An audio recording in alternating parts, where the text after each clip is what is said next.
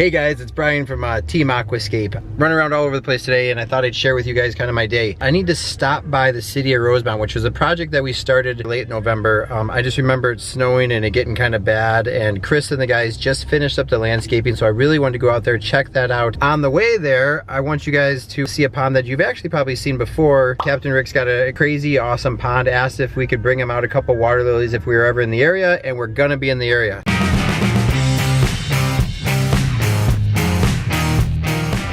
Let's go find this tropical water lily, get on the road, get that dropped off, and then really what I'm most excited about is checking out that project for the city of Rosemount that we did at the Park District. It was super cool in the winter. I can't imagine it's not 1,000 times better with the plants all the way around it. Luckily, we have an enormous amount of cool stuff to choose from. These are the hardy water lilies, which we have a huge variety as well.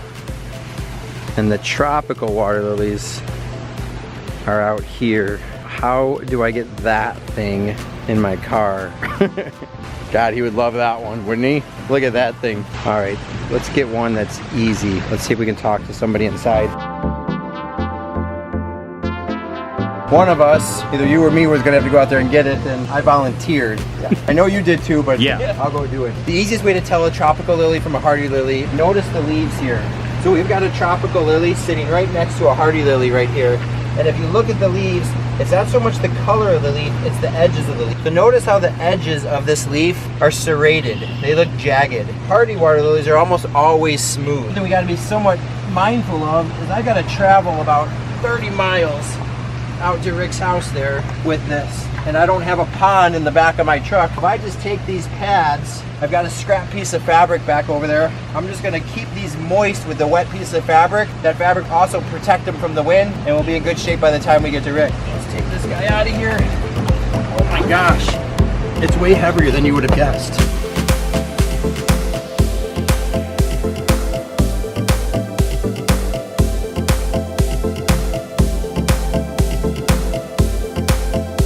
Next stop, Captain Rick's.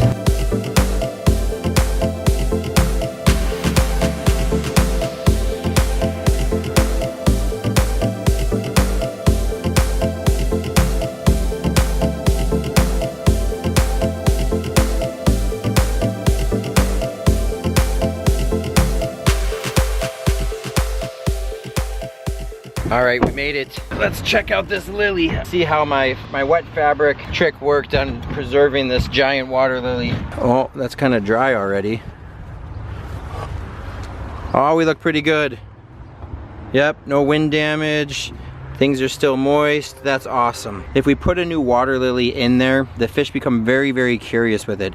And remember, koi are carp, and carp generally like to root around. So they see this sandy, loamy type material here and will instantly come in here and start devouring all this stuff. They're looking for food, but we don't want them to do that. So we're gonna take some gravel and I'm gonna cover this whole area with gravel and let this thing get bigger and bigger and bigger throughout the rest of the year. So let's grab this guy and walk it over to the pond. How do I do that if I'm holding the camera? Oh my god, it's still heavy.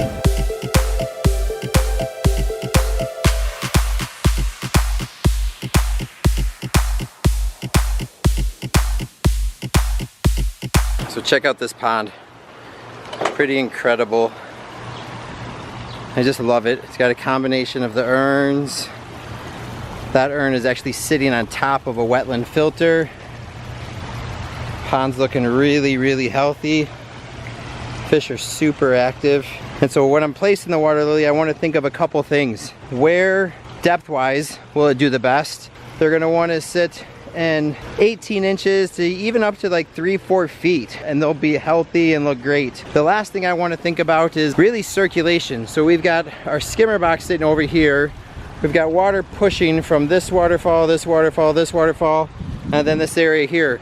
The worst place for me to put the water lily would be right there, because as that thing grows and the pads cover the surface of this water, it's going to obstruct a lot of the debris from wanting to get sucked into the pond. So I see these jets pushing water here. There's a jet there pushing water this way. I kind of like the idea of that water lily sitting here. So as that water pushes across here, the lily as it matures will actually cause the water to kind of go around and then back over to the skimmer box.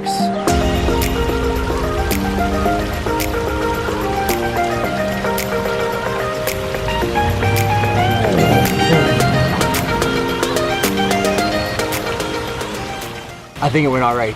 I am wet, but I'm wearing these cool pants. In about 15 minutes, less than, they'll be totally dry. I mean, you can see how wet they are now, but they dry off super, super fast. I love the location of Lily. I'll turn this around and show you again. The fish are already kind of swarming all the way around it, which is cool. As I see them trying to go down to the bottom, they can't get into that mud, which is exactly why we put that gravel over it. Another thing I want to show you about is the depth. So it's very common when you buy a lily, they're grown 10 inches of water, maybe even a foot of water. So notice here how the pads are considerably further underwater. This is normal. Give that lily 24 hours. These submerged lily pads will be floating up on the surface. The one thing you have to know when buying a tropical lily is they can get pretty big. I've seen tropical water lilies get 15 feet in diameter, which would cover a space from about there all the way out to here, which looks super impressive, especially with some underwater lights on it. Just know that they're not for every pond or how much space it's going to take in your pond. Keeping relationships like this is so important to our business. You know, Rick has been a great customer of ours, and we've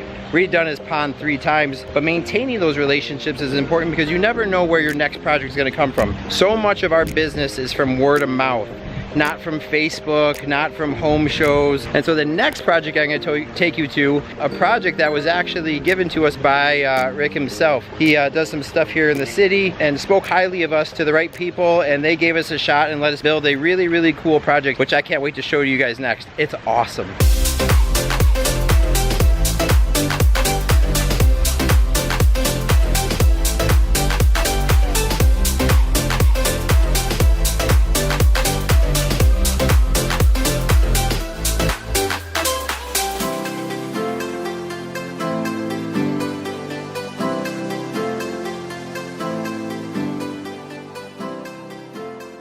So this is always a lot of fun for me to come back and see past projects. Chris and the rest of the team came out here, did a bunch of landscaping around it, and the landscaping is really what makes or breaks every project to me.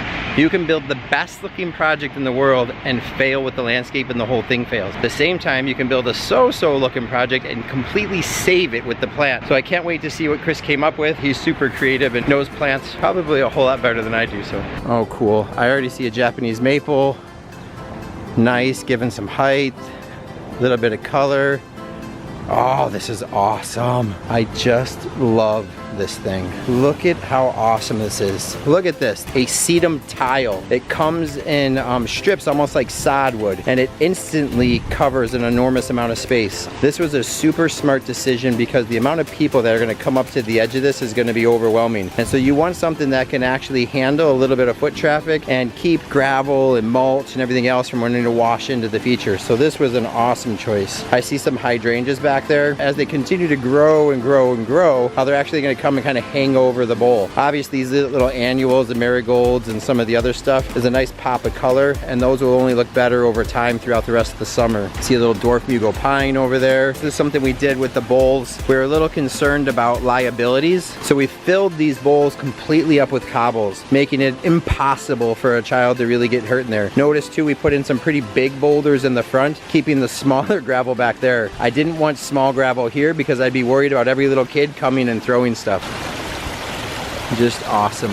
Now this plant here is something we didn't put in, but something very common with the characteristics of weathered limestone. Weathered limestone, where it comes out of in Missouri, sits in the woods, and all the time we see trees growing up out of the rocks, old plants. They want to keep it, from my understanding. Oh, look at this. The moss is actually starting to grow and take off. This is moss that we put in last year. That one's growing really, really well. The ferns were a suggestion. It helps hide all the mechanics sitting back here. And so every year they can just buy a couple more ferns, keep them right in their pots, and help hide that space. We got some allium back there, juniper. I love the Japanese maple. It's gonna love life right here. Really, to have a little bit of height, helping scale things down and then hide the corner and the foundation of the building a little bit. So I think what I love about the project, really more than anything, is first that the customers trusted in us and with a vision. And that vision is really kind of obscured a little. Like, hey, we wanna bring out some different bowls. We have a new product with these stacked slate walls. Look at this bowl here, how it spills not once, not twice, but 3 times. Here it drops once into this bowl, which then feeds this one. This one comes all the way down. Both of that water together gives the flow coming out of there. And then here we get this big tall sheet coming out of them. So these are just our patio bowls that have been manipulated in a way to get water to come up out of them. We just drill out the bottom of the bowl, have a bulkhead fitting, and then plumb it. So the only bowl that's actually plumbed out of the 3 of these is this one right here. And then that goes down into our reservoir. So this whole thing is just a big thing of aqua blocks here. The stacked slate walls, I think we're scratching the surface on the potential of these guys. You're gonna start seeing us use them quite a bit throughout this year. Here we are with the bowls again. And then of course we still wanted to do a natural waterfall. The other thing I really like about the project is talk about maximizing a space. You have less than 7 feet from this edge to this edge over here, and it's about 25-30 feet long. So what else could you do in such a small space to create such a huge impact? And at night, you should see what this thing looks like. Well, hey guys, went out to Rick's house, got to see a cool project, get that water lily put in there, and because of him, we got to do this awesome project back here. Hey, I hope you guys like this. Tell me what you liked about that or what you didn't like. I'd love to hear that feedback as well. What would you guys like to see us build maybe sometime in the near future? Till next time, bye.